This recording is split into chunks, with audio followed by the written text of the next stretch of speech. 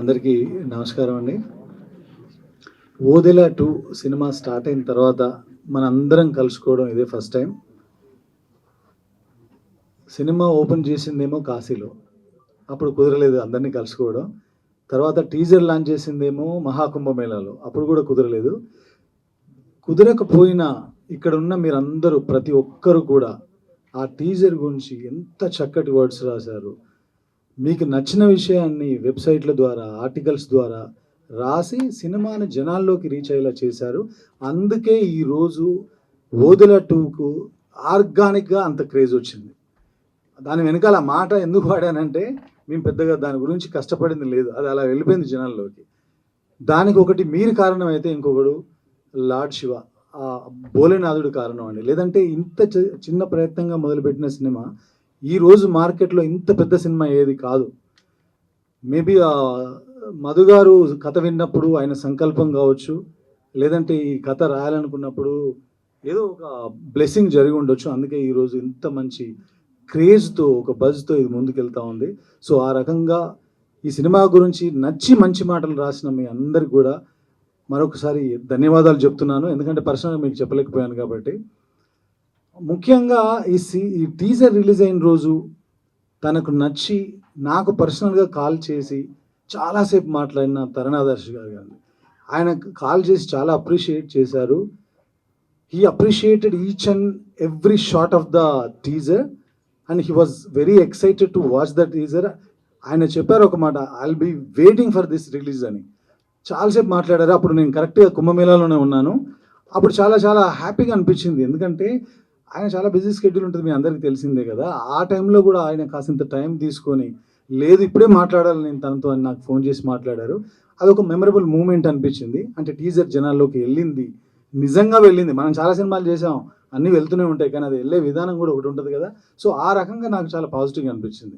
So ఆ రకంగా ఈ సినిమాని అలా జనాల్లోకి తీసుకెళ్ళిన మీ అందరికీ మరొక్కసారి ధన్యవాదాలు చెప్పుకుంటూ, నెక్స్ట్ ఏ సినిమా అయినా, ఇప్పుడు ఓదెల సినిమా మేబీ ఇక్కడ ఉన్న వాళ్ళందరికీ ఒక సినిమా అండి, కానీ నాకు మాత్రం ఓదెల సినిమా ఒక ఎమోషన్.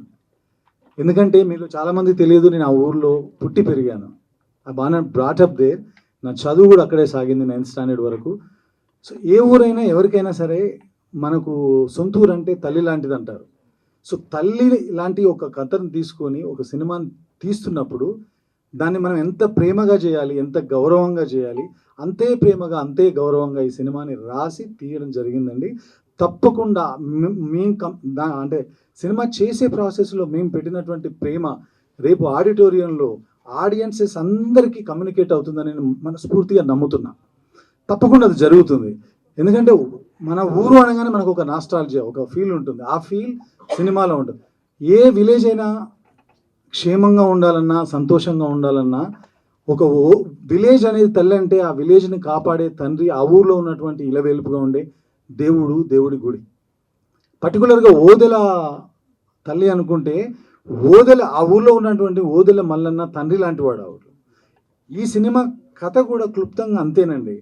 ఓదెల విలేజ్లో చిన్న కష్టం వస్తే, ఆ కష్టం పెద్దదవుతే, ఆ ఊర్లో ఉన్న ఓదెల మల్లన్న నాగశక్తి, శివశక్తి, నాగసాధు అనే భైరవి క్యారెక్టర్ ద్వారా ఎలా సాల్వ్ చేశాడు అనేది కథ వినడానికి చాలా సింపుల్గా ఉన్న కంటెంట్ కానీ, సినిమాలో ఉన్న స్క్రీన్ ప్లే కానీ, సీక్వెన్సెస్ కానీ అన్నీ కూడా విజువల్గా చాలా స్పెక్టికల్గా ఉంటాయి. దానికి మెయిన్ కారణం మళ్ళీ నా ఇద్దరు, ఒక ఆయన 10 ఏళ్ల స్నేహితుడు, ఈ మధ్యనే ఒక 10 నెలల నుంచి స్నేహం కలిగినటువంటి అజనీష్ లోక్నాథ్ గారు. ఈయన విజువల్గా ఈయన క్రియేట్ చేసిన దానికి ఆయన 1.5 months నుంచి అద్భుతమైన బ్యాక్గ్రౌండ్ స్కోర్, ఏది చేసినా కొత్తగా చేద్దాం. ఆయన శివభక్తుడు.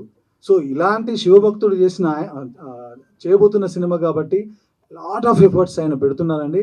త్వరలోనే అద్భుతమైన బ్యాక్గ్రౌండ్ స్కోర్తో April 17th, అంటే April 17న ఏదో అంటారు కదా, మన సంస్కృతంలో కూడా చెప్తారు, చైత్రమాసం శుక్లపదం చతుర అని. ఎందుకంటే ఈ పదాలు ఎందుకు వాడుతున్నాం అంటే, దీనికి ఒక నిర్దిష్టమైన ఒక కథలో ఒక భాగం ఉంది, అందుకని అలా చెప్పాను. సో ఆ రకంగా April 17న ఇది ప్రపంచవ్యాప్తంగా సినిమా రిలీజ్ కాబోతుంది. తప్పకుండా థియేటర్ ఎక్స్పీరియన్స్ ఉండే సినిమా ఇది 100%. ఓదెల పార్ట్ 2 అనేది ఓటీటీలో ఆడింది, అదేదో 1.5 2 hours సినిమా అలాంటి బేస్ చేసుకుని తీశారని అనుకోవద్దండి. ఇది పక్కా థియేటర్ ఎక్స్పీరియన్స్ ఇవ్వడం కోసం ఆ స్కేల్లో చేసిన సినిమా, ఆ స్కేల్లో విఎఫ్ఎక్స్ ఉన్న సినిమా, ఆ స్కేల్లో ఒక బ్యూటిఫుల్ ఎక్స్పీరియన్స్ మీకు ఇవ్వబోతున్న సినిమా. కాబట్టి తప్పకుండా April 17న తెలుగు ప్రేక్షకులు ఎక్కడున్నా, సినిమాని ప్రేమించే ప్రేక్షకులు ఎక్కడున్నా ఈ సినిమాని చూస్తారని నేను ఆశిస్తున్నాను మనస్ఫూర్తిగా. అది జరుగుతుంది. ఈ సినిమాకి అది ఉంది.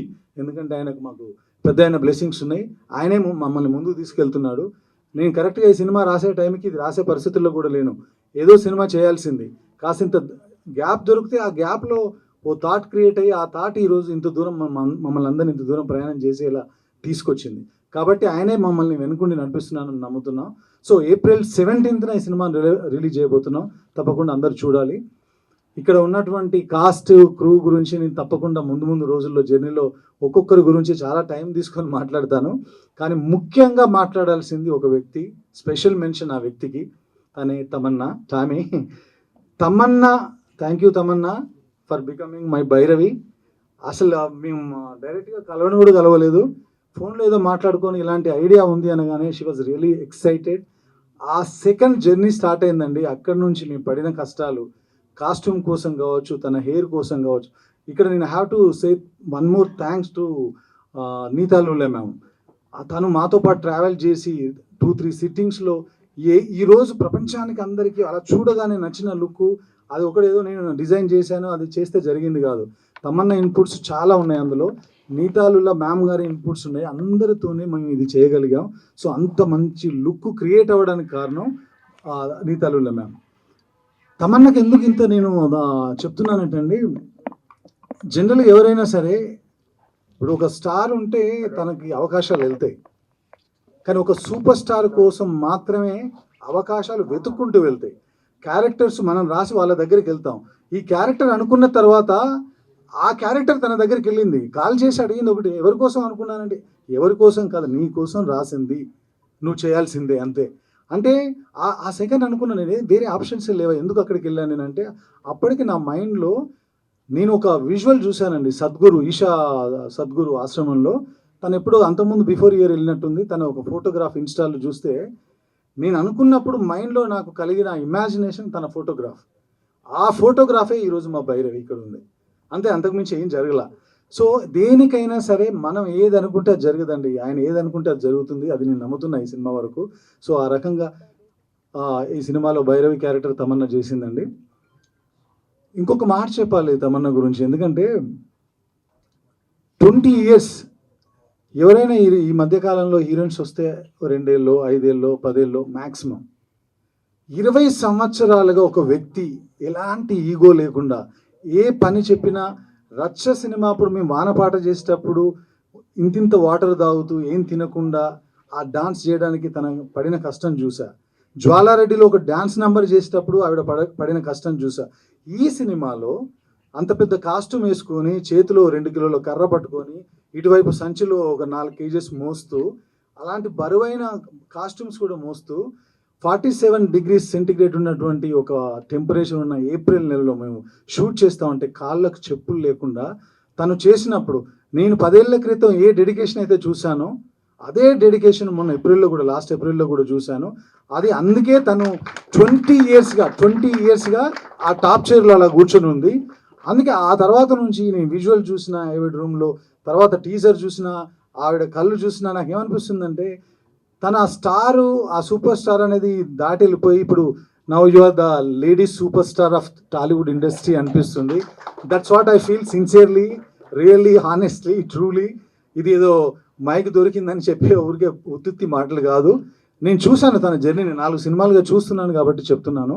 సో ఈ 20 years కాదు, another 20 years she's going to stay here. మన అందరిని ఇలాగే ఎంటర్టైన్ చేస్తుందని నేను స్ట్రాంగ్గా నమ్ముతున్నాను. Tamannaah, thank you so much. I'm so proud of you. That's what I can say. ఇంతకంటే చెప్పేది ఏం లేదు. ముందు ఇంకా చాలా ఉంది. ఇక్కడ ఉన్న వాళ్ళందరి గురించి మాట్లాడాలి. ఆల్రెడీ మీరు 3-4 ప్రెస్ మీట్లు చేసి వచ్చారు. మీ టైం ఎక్కువ తీసుకోను, నెక్స్ట్ టైం తీసుకుంటాను. Thank you so much. Her her Mahadev.